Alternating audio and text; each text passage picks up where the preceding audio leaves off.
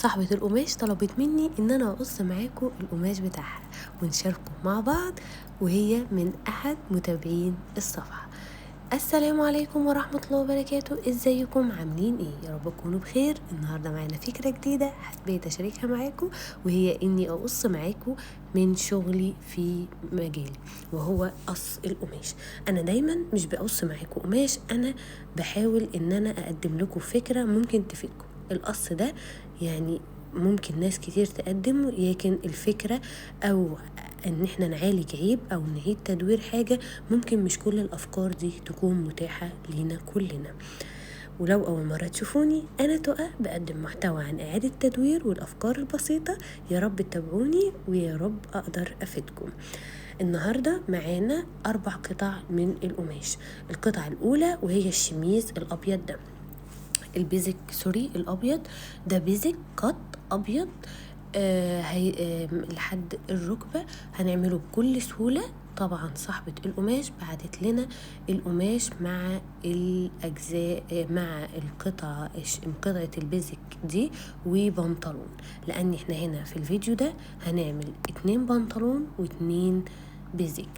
الاتنين هنشتغل بيهم على مقاسات الزبونة او العميلة اللي بعتلنا المقاسات بتاعتها، هناخدها على حسب القماش المقاسات الموجودة عندنا في الشميل. طبعا زي ما اتفقنا ان كل ده بكل سهولة انت ممكن تعمليه لو عندك انت بتطبقيه على قطعة ملابس عندك عايزة تنفذي زيها بالظبط كل سهولة. كانت هي دي الفكرة الأولى. تاني فكرة معانا، وهنا معانا بيزك قط وبالبنطلون بتاعه، القماشتين مع بعض. ابتدينا ان احنا نقص البيزك، والباقي كله هيتقص البنطلون، لان احنا هنريح البنطلون جدا حتى عن المقاس اللي هي مديهولنا في البنطلون بتاعها. هي حابة يكون اوسع من ده واطول سنة، فاحنا هنبتدي نشتغل على اساس ده. وبعد كده هنبتدي ان احنا نشتغل للبنطلون. فهنبتدي الاول بالبيزك، هنقص برضو بنفس المقاسات اللي متاحة عندنا، وبعد كده هنبتدي نقص البنطلون. انا مش دايما على فكرة يا جماعة بحب ان انا اقص الشغل بتاعي معاكم، هي بجد دي طلب العميلة، ان هي حابة ان اللي هي تشوف فيديو القماش بتاعها وهي مبسوطة جدا من الفكرة. بتمنى بجد اكون قادرة اسعدكم بالفكرة واقدم لكم حاجة مفيدة تستفيدوا منها.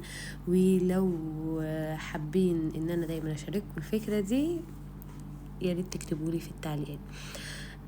بالنسبة للقص برضو هنا، يعني انا حبيت ان انا اشارككم بنفس الافكار بتاعة اعادة التدوير، ان احنا نستخدم جزء موجود عندنا بحيث ان احنا ما نخرجش عن الفكرة الرئيسية بتاعتنا، ان احنا ممكن بكل سهولة يا جماعة نقدر ننفذ القطعة بتاعتنا بايدينا، ولو حد هو اللي هيقفلها لنا او يتعامل معانا. كل الافكار سهله وبسيطه التنفيذ، بس ان انتي تتشجعي ليه. فكره البنطلون بصراحه ده ممتاز جدا، عمرك ما هتلاقي بنطلون جاهز في جمال البنطلون اللي معانا ده. بجد البنطلون ده يا جماعه طلع تحفه فنيه وعملي جدا جدا في اللبس، وكمان في نفس الوقت يعني بيسد معاكي في اي الوان ممكن تلبسيها عليه. الوان كتير بتليق عليه وبتنفع معاه. فهو من الحاجات الجميلة اللي انا جربتها وحبيتها جدا. وبصراحة هو كقماشة كمان عملي جدا كصيف، وبيبقى مريح جدا، والوسع بتاعه بيبقى ممتاز. ولو جبتيه جاهز عمره اكيد ما هيبقى بنفس الكفاءة بتاعته اللي انت مخيطاها عليه. في بعض القطع او الحاجات ان انا دايما باكد معاكم عليها على الجزئيه دي، ان بجد ده لو اشتريتيه جاهز مش هتلاقيه بنفس الكفاءه. زي الاسدالات لما بنفذها معاكم وبقول لكم ان فعلا مش هتلاقي الاسدال ده بنفس الكفاءه في الجاهز، لان عمرك ما هتلاقي المقاسات دي او الراحه دي. هنا في البنطلون انا بقول كده لانك انت مش هتلاقي مساحة القماش اللي في البنطلون، ولا هتلاقي كفاءة القماشة نفسها انت بتشتريها بايدك او الخياط بتاعك بيشتريها لك بيبقى عارف او مقدر القماشة دي هتطلع منها حاجة كويسة جدا وعملية. فالقماشة هنا بتختلف تماما من ناحية ان البنطلون طبعا بتبقى قماشته جميلة وفي نفس الوقت عملية ومريحة وبتديها حقها في القص.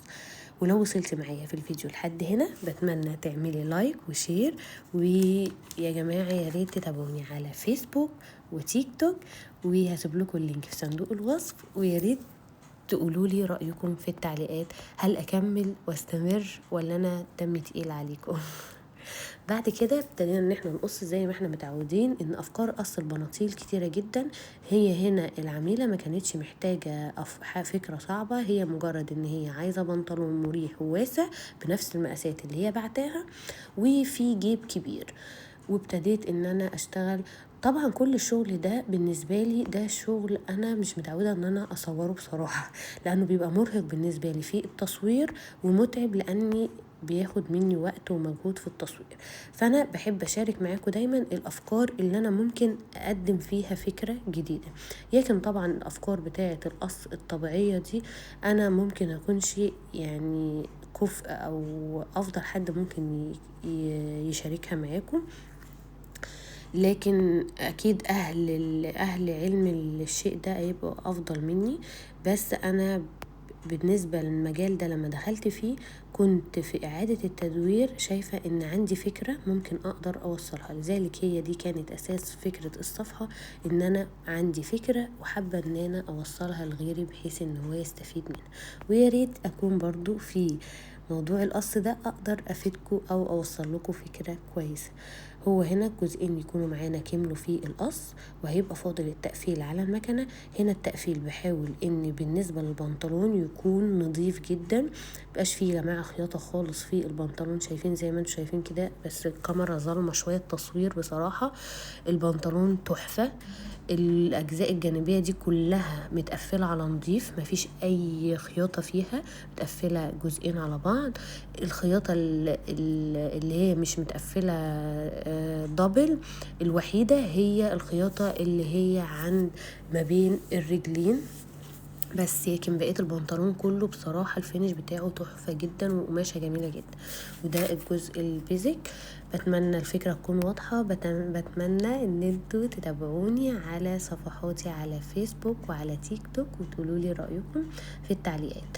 بعد كده الفكرة التانية والأجمل واللي كان نفسي أعملها لكم في فيديو لوحده، وهي البنطلون ده، بس عشان خاطر عملتنا القمر وإن هي عزيزة عليا حبيت أعمل لها الفيديو زي ما اتفقت معاها.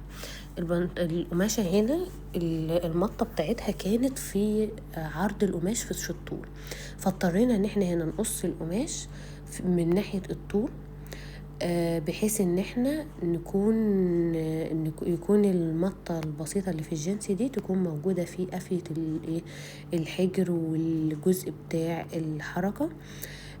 هنا البنطلون طبعا هتقولي طب فين الجزء بتاع الاستيك؟ الجزء بتاع الاستيك ده هنعمله خارجي تماما بره البنطلون، لان هو يدوبك كده هيبقى البنطلون بالظبط على طول القماش.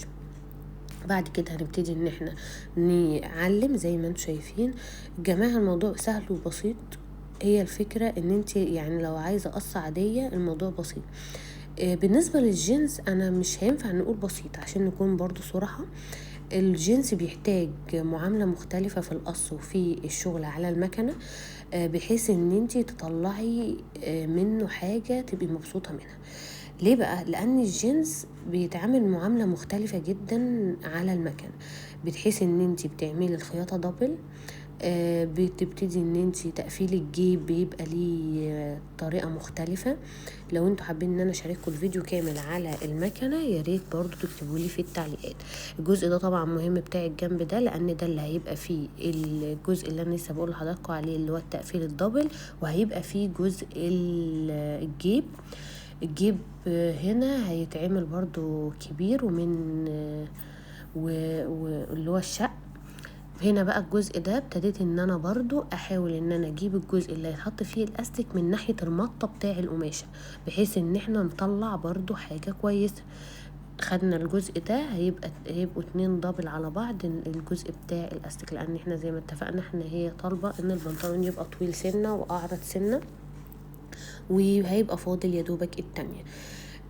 بعد كده هنبتدي ان احنا نعمل الجزء بتاع الجيب. خلي بالكم يا جماعه في كل الفيديوهات انا صورت لكم بعد ما فنشت الحاجه من غير ما اتنيها. التانية دي هتبقى بعد اما العميله تستلمها، يعني بتني على حسب رغبتها هي. بالنسبه للبنطلون، تانية البنطلون او تانية البيزك او الفستان او اي حاجه، بتبقى دي بقى الوقت الاستلام. فانا بوريكم الشغل بعد ما انا قفلته، بس بيبقى فاضل على التانية زي ما انتم شايفين كده. البنطلون الفينش النهائي بتاعه مش متني، بس كل حاجة فيه تمام. الشق بتاع الجيب بيتقفل زي ما انتم شايفين كده. برضو الكاميرا ممكن تكون مش موضحة شوية الحاجات اللي انا بحاول ابينها.